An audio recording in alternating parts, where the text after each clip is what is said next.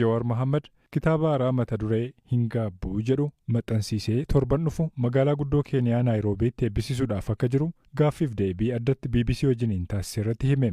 Kitaabni Jawaar mana hidhaa taa'uudhaan barreesse kun yaadannoo jireenya isaa dhaloota hanga jijjiiramaatti jiru kan of keessatti qabatu akka ta'e himeera. Ammayyuu taanaatu dubbise. Yaadannoodha dhaloota kiyyarraa kaasee imala jireenya kiyyaa akkasumas imala qabsoo qeerroo irratti waan yaadadhu waan ta'aa ture waan hojjetamaa ture akkasumas bara ce'umsaa keessas waan ta'aa ture kan inni mana hidhaatti barreesseen amma qopheessee baase dhaloota kiyyarraa kaasee haalota siyaasaa hawaasummaa dinagdeen an keessatti guddadde ka boodarra ilaalchaan qabaadhe irratti dhiibbaa godhataa turan akkasumas imala barnootaaf Singaappoor irraa kaasee Ameerikaatti biyyoota adda addaatti yeroon barachaa turetti muuxannoowwan sanis keessa deema. Saayinsii immoo qabsootti hoggaan seenuu qabsoo nagaa irratti qophii godhamaa ture falmaa biyya alaatti goonaa turre gara jijjiiramaatti haalonni akkamitti akka dhufan kan jiru hedduu isaa diiteel qabatee kan dhiyaatedha jechuudha. Mata dureen isaa hin gaabbu jedha. Maalidha? Maal ergaa kamii dabarsuu yaadde?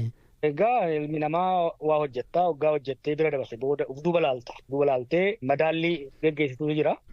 Jiruu siyaasaa kana keessatti aarsaa guddaan kafale hojii baay'ee soo hojjedhee milkaa'innas nan qaba. Kana laalee hoggaan madaalu aarsaan kafaleefis waan hin milkaa'ee jiruuf aarsaan sunis garaan hin nyaatu. Kan jedhudha kan biraa immoo hojii hojjechaa ture keessatti namootni aaroo danda'anii gareelee muufatan jiraachuu danda'anii namoota walitti bu'uun jira. Sababni kanaatis qabsoo san bakkaan gahuudhaaf waan ta'eef qabsoo sun immoo boodarra galma waan ga'eef wanni hin gaabbu hin jiru kan jedhuun kan laalamu no regret kan jedhu jechuudha. Amma yeroo akkamii barreesse tarii yeroo mana hidhaa teessee barreessite immoo eeggasii booda barraa'e immoo?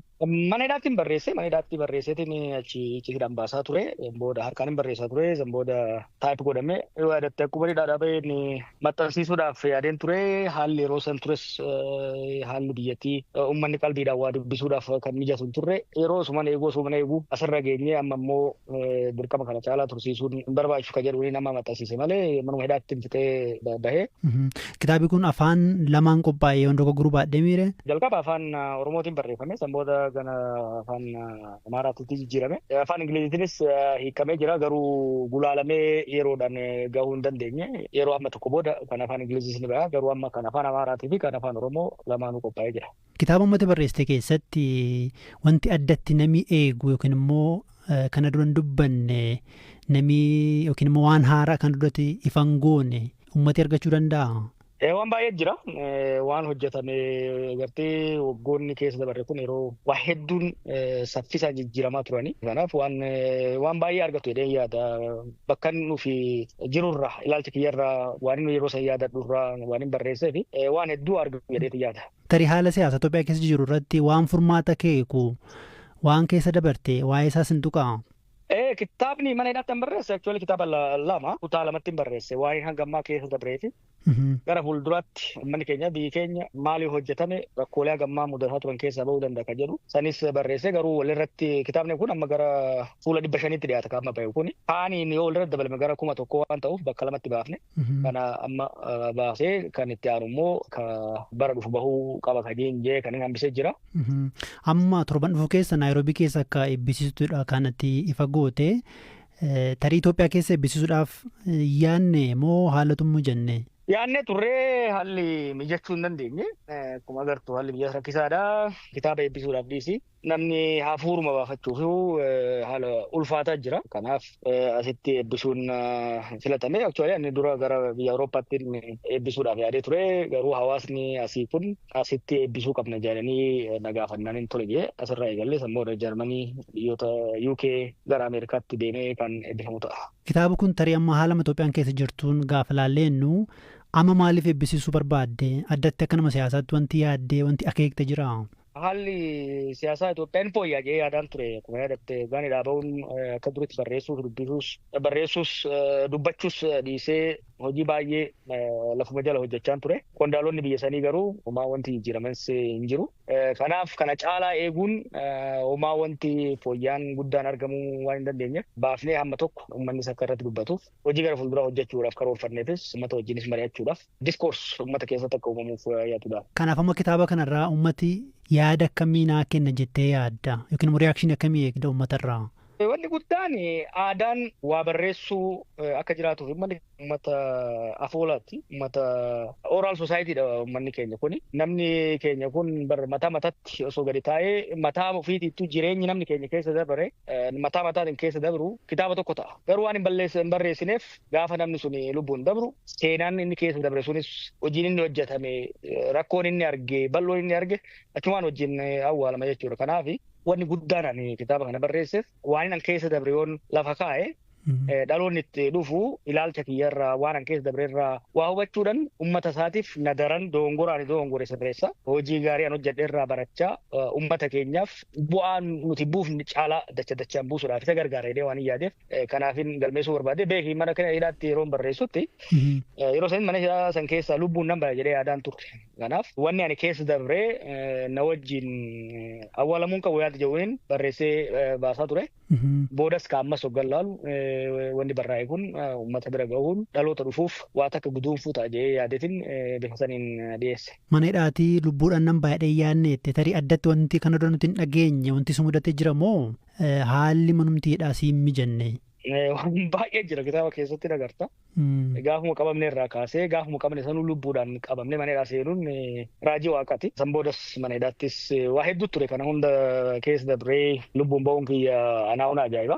Garuu yeroo mana hidhaa ture sanitti wantoonni dhaga'amu wantoonni an argu wantoonni odeeffannoon nagaan irraa ka'ee lubbuun achi keessaa bahee seenaa kana himuu nan danda'ee waan hin yaadneef barreessee. Kan biraa immoo manni hidhaa yeroo sii kenna akkuma beektu yeroo tasgabbooftee barreessuudhaaf qabda. Hojii biraas hin qabdu. Barreessuuf dubbisuun alatti kanaaf saniifis na gargaare akeekni guddaan garuu mana hidhaa san keessatti yoon mana hidhaa san keessaa lubbuun ba'uu baadhe manni keenya waan tokko waan an keessa dabre akka beekuu fi dhaloonni dhufus akka waan tokko irraa hubatuuf. Somaaliilaand dhiyeenya filannoo mo'achuudhaan aangoo qabate waliigaltee ministeera muummee Itoophiyaa Abiyyi Ahmadii fi pirezidaantiin Somaaliyaa Hassan Sheekh Mahamuud Tarkiitti mallatteessan ilaalchisuudhaan ejjennoo isaa beekse. Hamza Hussein.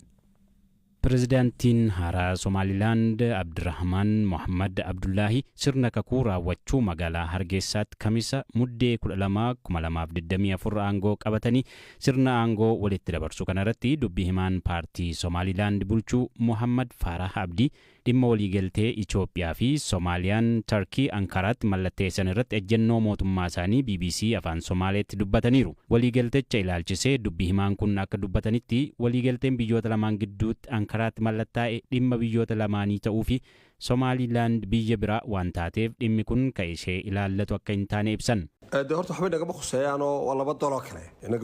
Waliigaltee jedhame kan mallatteessan biyyoota lama nuti Somaaliilaand. Biyyoonni ollaa waliigaltee mataa isaaniidha kan mallatteessan. Waliigaltichi dhimma isaaniiti malee dhimma keenya miti. Biyyoonni kunneen waliin dubbachuu fi waliigaltee mallatteessuun waan haaraa miti kan baratamedha. Dhimma nu ilaallatu miti. Dabalataan haala waliigalteen walhubannoo mootummaan Somaaliilaand kanaan dura aangoorra ture Itoophiyaa waliin mallatteesse irratti argamu ilaalchisee wayita dubbatanitti mootummaan haaraa reefuu aangoo qabate yeroo fudhatee ilaala jedhan. Nuti amma reefuu aangoo qabanna. Waliigaltee Itoophiyaa waliin mallatteeffame jedhamellee ammallee bal'ina isaa keessa deebinee in ilaalle.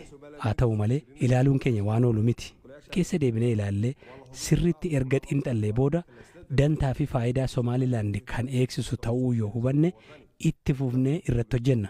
Ta'uu baannaan kanaafuu ta'a. Kanaafuu garamitti akka ba'u murteessuuf eeguu qabna. Isa booda murteessina. Ulaa galaanaa kan hin qabne Itoophiyaan gaaffii ulaa galaanaa argachuuf qabduuf deebii argachuuf carraaqqii taasistuun waggaa darbe waliigaltee Somaaliilaand waliin mallatteessiteen alatti Somaaliyaa waliin waliigaltee karaa ittiin gara ulaa galaanaatti darbuu dandeessu amansiisaa ta'ee fi itti fufiinsa qabu argachuudhaaf kan ishee dandeessisu Ankaraatti mallatteessiteetti. Kanaanis mootummaa Somaaliyaa walaba ta'e jalatti Itoophiyaan karaa ittiin ulaa galaanaatti darbitu amansiisaaf itti fufiinsa qabaatu argachuuf biyyoonni lamaan waliigaltee dandeessurra kaagahan yoo ta'u waliigalteen biraa kana hojiitti hiiku ammoo ji'oota muraasa keessatti akka mallatteeffamus ibsameera. Waliigaltee Somaaliyaa fi Itoophiyaa gidduutti mallattaa'e booda dhimma waliigaltee Itoophiyaa fi Somaaliilaand gidduutti mallattaa'e irratti haga ammaatti biyyoota lamaaniinuu ifatti ka jedhame hin jiru.